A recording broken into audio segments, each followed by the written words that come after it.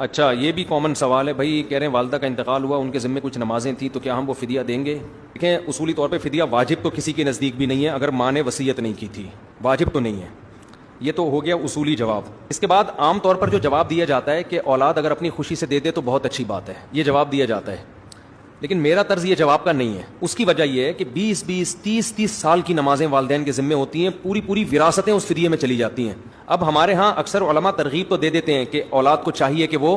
اپنی خوشی سے فدیہ دے دے۔ اب اولاد سوچتی ہے کہ اگر ہم نے نہیں دیا تو ماں باپ کو عذاب ہوگا، دے دیا تو عذاب ان سے ٹل جائے گا۔ اب ظاہر ہے کوئی بھی اولاد یہ نہیں چاہتی کہ ماں باپ کو کیا ہو، عذاب ہو، تو عملاً وہ واجب ہی سمجھ رہے ہوتے ہیں، یعنی اخلاقی طور پر وہ بوجھ تلے آ جاتے ہیں کہ یار دینا تو ہے، ٹھیک ہے نہیں دیں گے گناہ نہیں ہوگا، لیکن ماں باپ کو ہم جلتا دیکھیں اور ماں باپ کے ذمہ اتنی نمازیں ہوں۔ نتیجہ کیا نکلتا ہے کہ 20-30 سال کی نمازوں میں ٹھیک ٹھاک رقم جاتی ہے، اور یہ شریعت کی منشا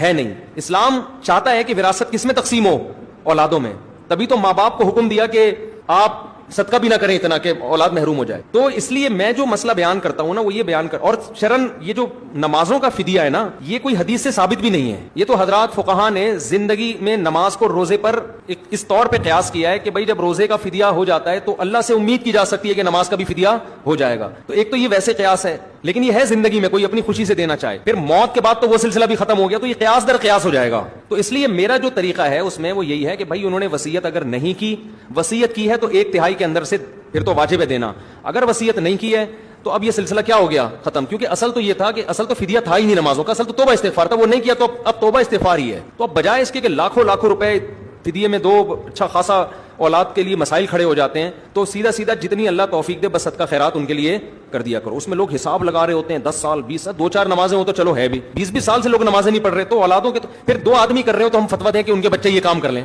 5% لوگ نمازی ہیں، 95% 30 سال کی نمازیں لے کے جا رہے ہیں، تو کیا 95% لوگ ساری رقمیں صدقوں میں کر دیں گے؟ کچھ چیزیں ایسی ہوتی ہیں پریکٹیکل لائف میں، جب آدمی آتا ہے نا تو وہ کہتا ہے یار یہ مارکیٹ میں چلنے والا حساب کتاب نہیں ہے، اس سے لوگ الجھن میں آ رہے ہیں۔ اگرچہ بہت سے علماء کہتے یہی ہے کہ ترغیب ہے بھائی کر لو، اچھی بات ہے، فرض نہیں ہے لیکن کر لو، میں ترغیب بھی نہیں دیتا کہ بس اب ختم ہو گیا ان کا سلسلہ، انہوں نے توبہ بھی نہیں کی، انہوں نے فدیہ بھی نہیں دیا، تو اب ان کے لیے توبہ ہے، توبہ استغفار کرو، باقی صدقات و خیرات کا دروازہ تو قیامت تک کھلا ہوا ہے، تو بجائے کیلکولیشن کرنے کے نمازیں اتنی تھی، ویسے ہی جتنی توفیق ہوا کرے صدقہ کر دیا کرو اور اللہ سے ان کے لیے استغفار کرو۔ اگر اللہ نے یہ حکم دیا ہوتا نا کہ نماز اسی وقت ذمے سے ہٹے گی جب تک فدیہ نہیں دیا جائے گا، پھر تو ہم کہتے کہ جب اللہ نے کہہ دیا ہے تو ابا سے نمازوں کو ساخت کرنے کے لیے ہم فدیہ دیں گے، اللہ میاں نے تو ایسا کچھ کہا ہے نہیں، یہ تو ہم محض ایک اللہ کی سے اچھی امید لگا کے کام کر رہے ہیں۔ تو بس پھر توبہ استغفار اور حسب توفیق صدقہ خیرات کافی ہے، بجائے اس کے کہ آپ اس کی بیٹھ کے کیلکولیشن کریں۔